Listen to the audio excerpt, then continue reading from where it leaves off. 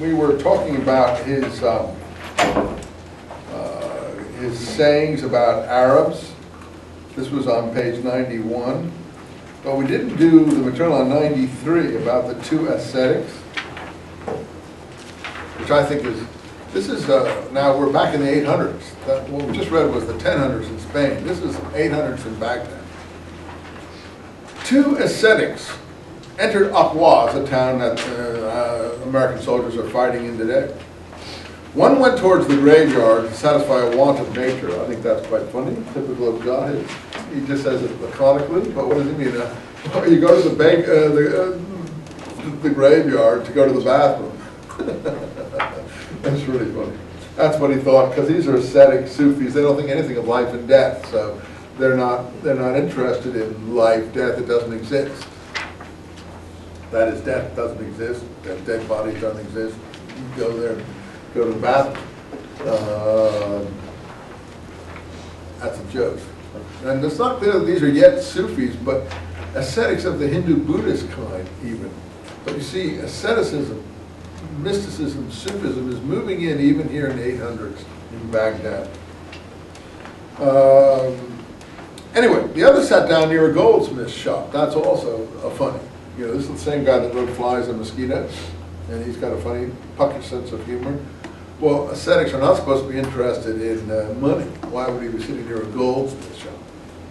They're supposed to be interested in poverty.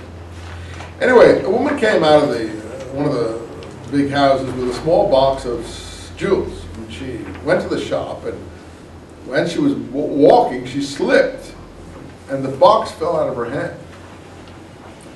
The jewels presumably fell out of the box. There was an ostrich roaming around. I see a good picture of life there, which belonged to some of the people in the neighborhood. And when the box fell, its lid came off, and the contents were scattered, and the ostrich swallowed the largest and most valuable stone of her jewels. All this was seen by the ascetic. Well, the shopkeeper and his workers sprang out and collected the stones and kept the people back with shouts, and so none could approach the place, and missing the jewel, the woman shrieked. Those present made a thorough search and put their heads together, but the stone could not be found. My God, said one of them, no one was near us except this ascetic over here. This is another joke, because it shows their lack of respect for these people. When I first went to India in 1962, I can say that this is how people treated what we can think yogis are very sacred and impressive people. People I met in India just laughed at yogis, almost spit at them, thought they were just loafers and fakers. And they'd see one and they would just kind of, you know, totally have complete contempt for them as just people, you know, getting by, conning other people and doing nothing useful. And this is how they are looking at Sufis here, you see. Middle-class people, anyway, always behave this way towards people pursuing ascetic activities. Anyway, they saw this ascetic, meaning someone who's interested in spiritual things. That's what ascetic means, in case you didn't know.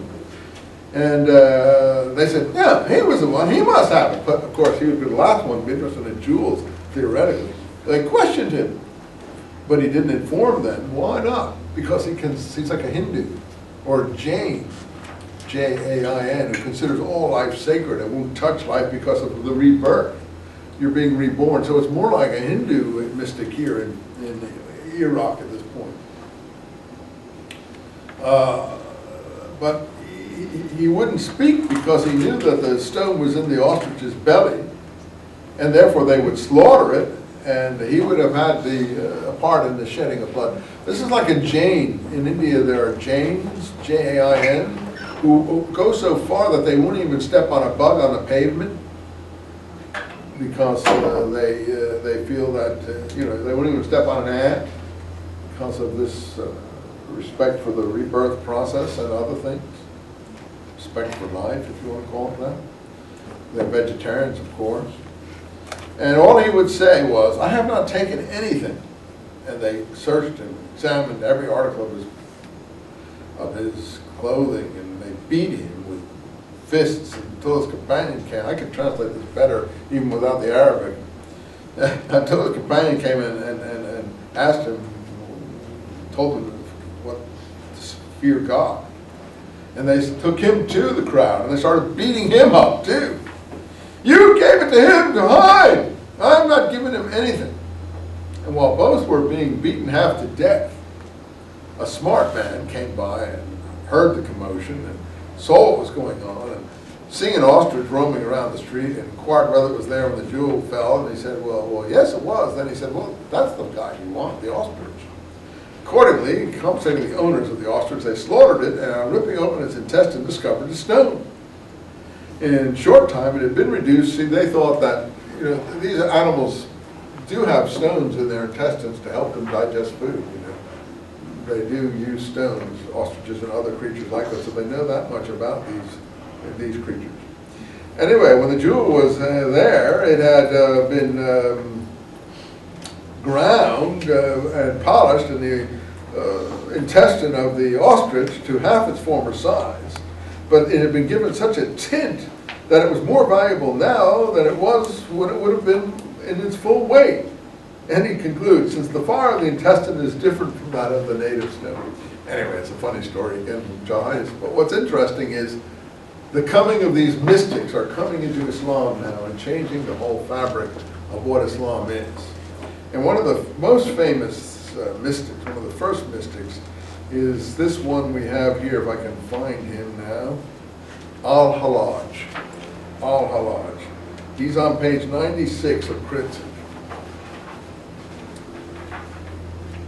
Al-Hallaj, the crucifixion of a mystic.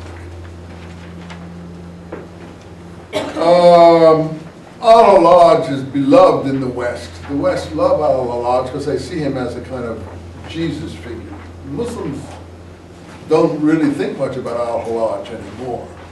But this was what Baghdad was like in the 9th century, and I think it's really impressive to see this, or 10th century this is, end of the 9th. And the main, aside from this union idea that I was talking about, union with the beloved, there's this other allied idea which is called in Arabic fun. And next time when we look at the poets, the whirling dervish poet Jalaluddin Rumi, the Persian poets Hafiz, and the famous poet Omar Khayyam, who was mistranslated in the West as eat, drink, for tomorrow you may be married, but these are all basically Sufi poets. Hafiz, there's some doubt about. Hafiz is the national poet of Persia. We'll look at that next time, so you can be reading them if you want.